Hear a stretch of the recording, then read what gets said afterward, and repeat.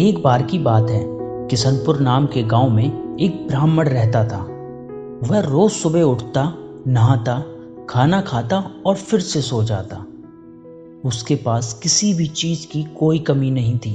एक बड़ा सा खेत, खाना पकाकर देने वाली एक सुंदर सी पत्नी और 2 बच्चों का अच्छा सा परिवार था। सब कुछ होने के बाद भी ब्राह्मण के घर वाले एक बात से बहुत परेशान थे कि ब्राह्मण बहुत ही आलसी था।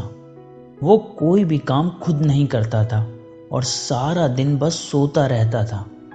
एक दिन ब्राह्मण सो रहा होता है कि तभी बच्चों के शोर से वह जाग जाता है और देखता है कि उसके दरवाजे पर एक साधु महाराज आए हुए हैं। ब्राह्मण और उसकी पत्नी साधु महाराज का स्वागत करते हैं और उन्हें अपने घर के अंदर लाते हैं। फिर वह उसे भोजन कराते हैं और उसकी खूब सेवा करते हैं।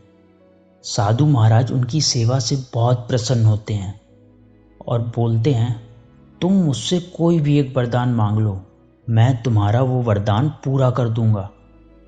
ब्राह्मण साधु से वरदान मांगता है कि मुझे कोई भी काम ना करना पड़े, मेरी जगह कोई और मेरा सारा काम कर दे। तब साधु उसे वरदान में एक जिन देते हैं और साथ में यह भी कहते हैं कि इस जिन को हमेशा व्यस्त रखना, अगर तुमने उसे काम नहीं दिया तो वो तुम्हें खा जाएगा। इस वरदान को पाकर ब्राह्मण मन ही मन बहुत खुश होता है और वह साधु को आदर के साथ विदा करता है। साधु के जाते ही वहां एक जिन प्रकट हो जाता है। पहले तो ब्राह्मण उसे देखकर डर जाता है, लेकिन जैसे ही वो ब्राह्मण से काम मांगता है तब ब्राह्मण का डर दूर हो जाता है और वो उससे पहला काम खेत जोतने का देता है। जिन वहां से गायब हो जाता है और ब्राह्मण की खुशी का ठिकाना नहीं रहता। कुछ ही देर में जिन फिर आ जाता है और बोलता है कि मैंने खेत जोत दिया है, दूसरा काम दीजिए मुझे। ब्राह्मण सोचता है कि इतना बड़ा खेत इसने इतनी जल्दी कैसे जोत दिया। ब्राह्मण इतना सोच ही रहा था कि जिन बोलता है कि जल्दी मुझे काम बताओ, नहीं तो मैं आपको खा जाऊंगा। ब्राह्मण डर जाता है और बोलता है कि जाकर खेतों में सिंचाई करो।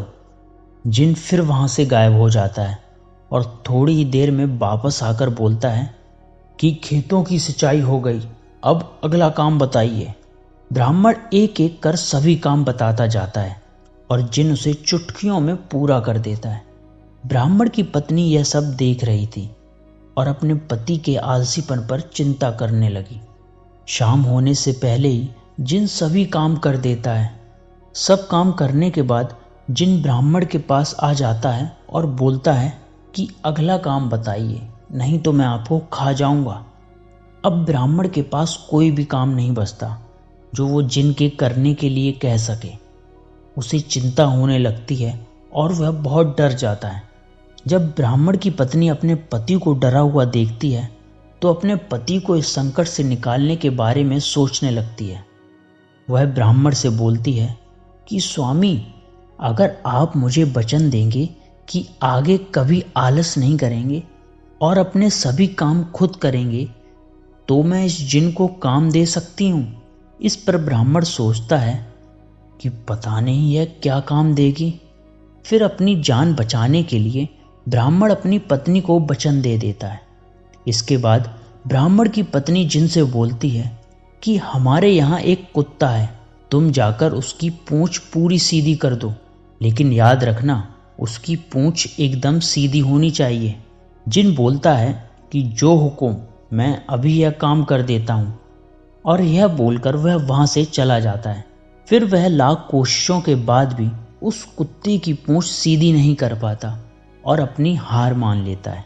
हार कर जिन ब्राह्मण के यहाँ से चला जाता है और उस दिन के बाद से ब्राह्मण भी अपने आलस को छोड़कर सभी काम खुद ही करने लगता है और उसका परिवार भी खुशी खुशी रहने लगता है।